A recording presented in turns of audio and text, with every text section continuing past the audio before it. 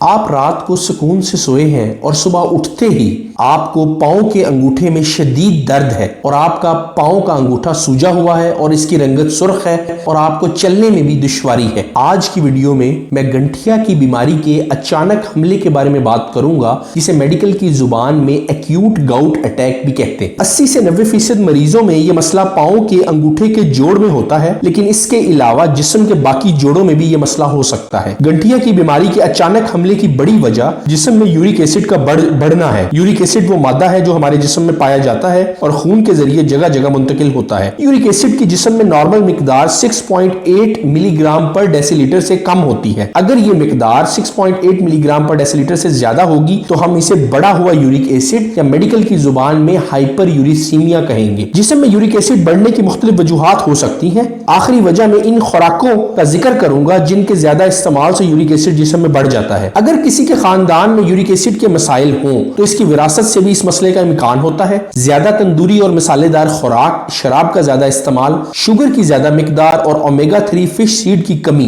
Uric acid की बढ़ती तादाद का बायस बनती है। मोटापा और जिस्म में पानी की कमी यूरिक एसिड की मिकदार को बढ़ा देते हैं। कुछ दवाइयां भी जिस्म में यूरिक एसिड की मिकदार को बढ़ा देती हैं, जैसा कि पेशाब आवर दवाइयां। वो खुराकें जो जिस्म में यूरिक एसिड की मिकदार को बढ़ा देती हैं, इनमें बड़ा गोश्त और गोश्त के हिस्से जैसा कि कलेजी, जिगर, गुर्दे और दिल शामिल हैं। सब्ज रंग के पत्तों वाली सब्जियां जैसा कि साग, पालक, लोबिया, बंद गोभी, मटर। इसके अलावा दालें, चावल, शुगरी ड्रिंक्स और सी फूड जिसमें टूना फिश शामिल है और हाई फ्रक्टोज कॉर्न सिरप जो जिस्म में यूरिक एसिड की मिकदार को बढ़ा देते हैं। अब आप अपनी स्क्रीन पर एक चार्ट देख रहे हैं जिसमें ये सारी खुराकें टेबल की शक्ल में दर्ज की गई हैं। ये चार्ट आप लोगों की सहूलत के लिए बनाया गया है ताकि आप लोग इस चार्ट से रहनुमाई हासिल कर सकें। जब ज्यादा यूरिक एसिड जिस्म में जमा होता है तो ये क्रिस्टल्स की शक्ल में जोड़ों में जमा होकर दर्द और सोजिश का सबब बनता है। गंठिया की अलामात में पांव के अंगूठे में शदीद दर्द, सोजिश और रंगत का सुर्ख होना, चलने में दुश्वारी का सामना होना, बुखार की कैफियत होना शामिल है। आपका डॉक्टर गंठिया के अटैक की सूरत में यूरिक एसिड का टेस्ट तजवीज करेगा और अगर इसकी मिकदार 6.8 मिलीग्राम पर डेसीलीटर से ज्यादा आई तो आपको दवाइयां तजवीज करेगा। गंठिया के अटैक की सूरत में पहले हम मरीजों को दर्द और सोजिश कम करने वाली दवाइयां तजवीज करते हैं। ये दवाइयां इस्तेमाल करने के बाद मरीजों का मसला काफी हद तक बेहतर हो जाता है। मरीजों की दूसरी कैटेगरी ऐसे मरीजों की है जिसमें यूरिक एसिड तो बढ़ा हुआ होगा लेकिन इनमें अलामात नहीं होंगी। इन मरीजों को कहते हैं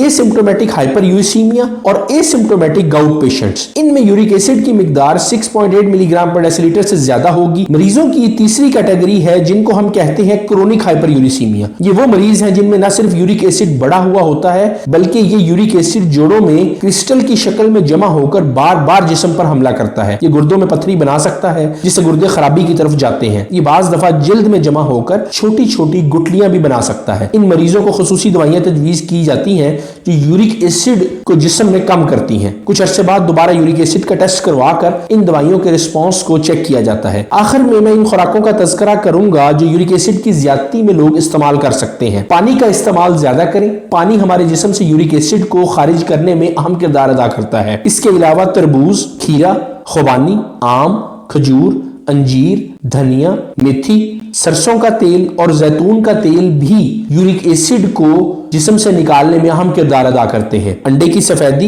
बगैर चिकनाई के दूध और दही, कॉफी, चेरी, लेमन और सलाद भी ऐसी ग़िज़ाओं में शामिल हैं। अब आप अपनी स्क्रीन पर एक चार्ट देख रहे हैं जिसमें ये सारी खुराकें टेबल की शक्ल में दर्ज की गई हैं। ये चार्ट आप लोगों की सहूलत के लिए बनाया गया है ताकि आप लोग इस चार्ट से रहनुमाई हासिल कर सकें। मेरे चैनल पर आने के लिए आपका शुक्रिया। उम्मीद है आज की वीडियो आपको पसंद आई होगी। कमेंट सेक्शन में कमेंट करके अपनी राय से आगाह करें और इस बीमारी से मुतल्लिक अपना एक्सपीरियंस हमारे साथ शेयर करें। नेक्स्ट वीडियो में आपसे फिर मुलाकात होगी। अल्लाह हाफ़िज़।